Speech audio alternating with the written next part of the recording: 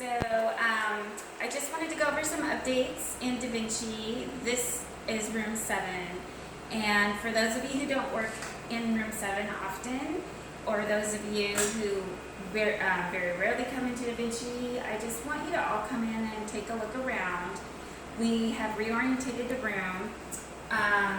We turned the bed facing the wall, and then we brought the robot and the console over to this wall, as well as the Davinci tower. So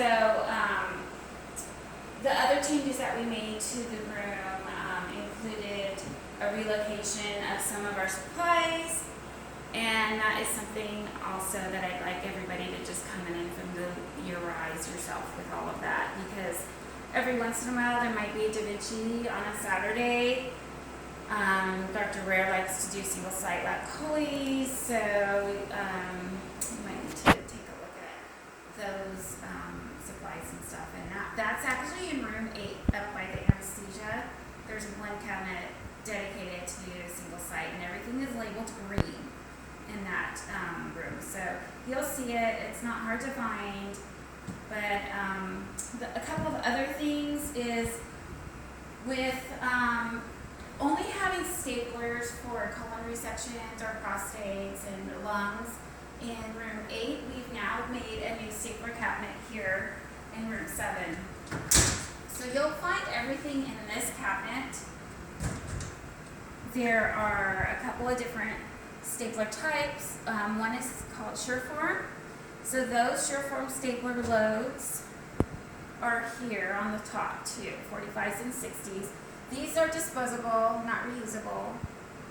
The Intuitive Davinci Endo-Wrist staplers, there's also 30s and 45s, and those are also here. So the 30s are up here and the 45s are up here.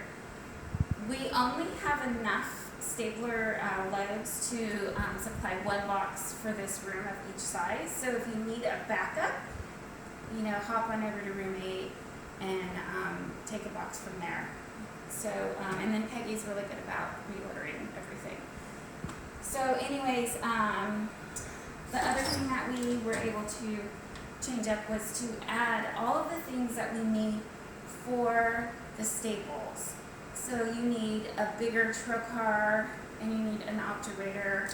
You also need a stapler sheath if you're using our Intuitive. So that is kind of like the cautery tip, but it's a little sheath that goes right on over here.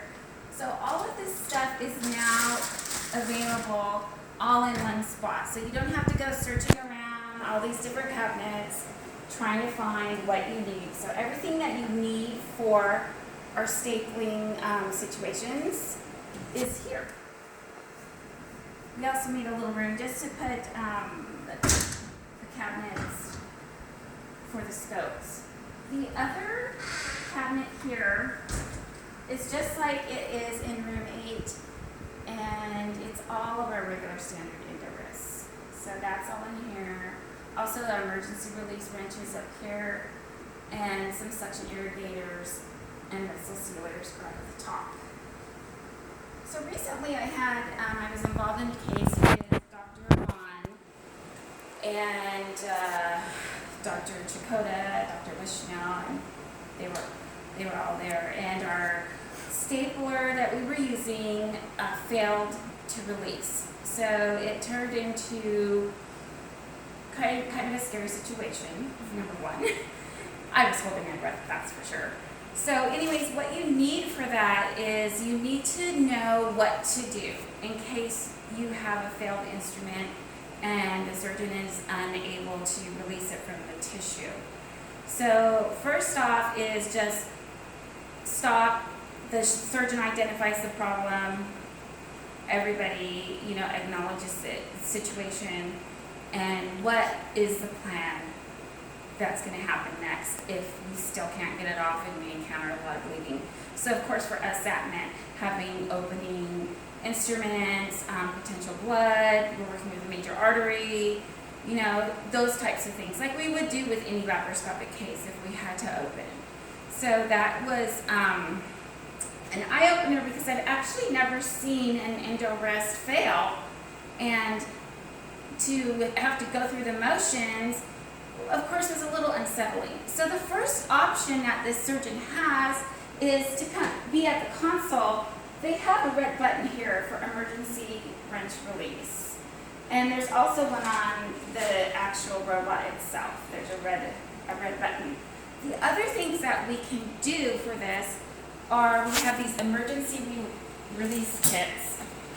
So there's these guys that you can find in each room.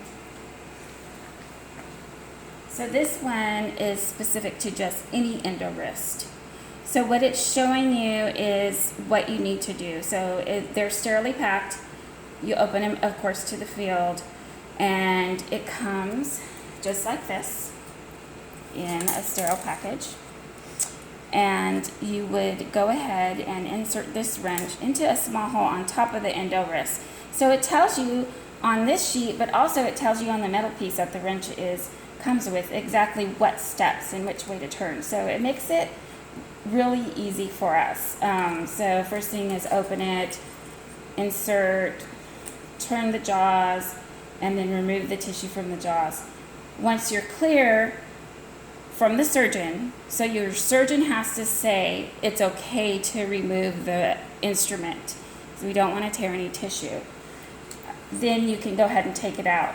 So I got this is our trial Davinci for the residents that they use. So I pulled one open with this key here. So it's telling you right here at this little hole, this is where you put the wrench. So you just slide it in and turn your jaw until it opens. And it'll rotate all of your little guys down here to open up. See, and it actually came open. That was kind of a really big opening, but it works very nicely. Then you're able to just remove the key and then proceed with removing the instrument once the surgeon's given the go ahead.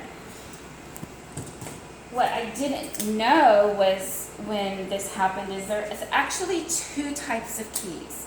So one is for standard endo wrist. The second key is for our stapler release. So that's actually 3 steps. So it is a different kind of instrument. It's more of like a wrench, and it has 3 holes instead of just 1. So it'll also go through hole 1, hole 2, hole 3. So it opens like hole 2 after you open hole 1. So you can't just put it and skip a step. So it prevents you from skipping steps. So you just follow the directions just like you would. And then again, once the jaws are released, surgeon says go ahead and take the instrument out. Then you're free. You know, so those are big things. The other big thing with these is once you use one, make sure it goes back down to sterile processing so we can get it reprocessed and back up here. There's extras in the room. We don't have a charge for these, so if we need to get more, just let somebody know, me or Tom or Peggy, that we need more, and that should be easy enough to do. So I'm going to put, there's some in each cabinet. I have some taped on the side of the robot. So here,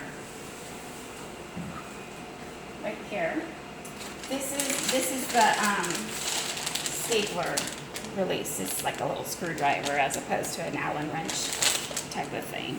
So that's that. The one other part that I want to talk about in case somebody gets confused is this standard endo wrist card also talks about a vessel sealer emergency release. Well, the vessel sealer doesn't require any key to release it. It's actually on its endo wrist. Why they aren't all like that, I don't know. But you just push it down. It's supposed to open the jaws, and then you're able to remove it. So that's the one difference for that one. So it does talk about it, like I said, on this guide, but it does say do not use wrench, and you won't find a hole. So Okay, easy wrench. So one more thing, if I could go over here with you guys. When we have an instrument that no longer works, we can send it back to Intuitive, and we'll get credit for it. Like, these endo rests are really expensive, and we can get like $500, $1,200 credits, which is awesome, you know, because we get credit for how many lives are left. And so the other thing that Intuitive likes to do is they like to get some background information on what we were doing, what surgeon it was, if it narrowed down to a particular surgeon having difficulty with a certain instrument. So that's why there's all these extra little form, you know, things to fill out. I know we're super busy. At the least, if you could just write on a Sharpie on the side of the endo wrist itself on this white part, just say, you know, damaged, return to Peggy. It just needs to go through the washing, and then fill this out and drop it off in Joe or Alex's, or drop it off in the pick sheets, you know, so we can get credit for it. It saves us money. And also, you know, once they lose their lives, they have like 10 lives. Staplers have 50. Once the life's over, that's it. Endo wrist is done. Just go ahead and toss it. But anyways, those are the newest updates for Davinci. I hope everyone has a good experience in here. I'm always available. I'm here 4 days a week. You can always hit me up. Edit your cards so I can edit them for you. And have a good day.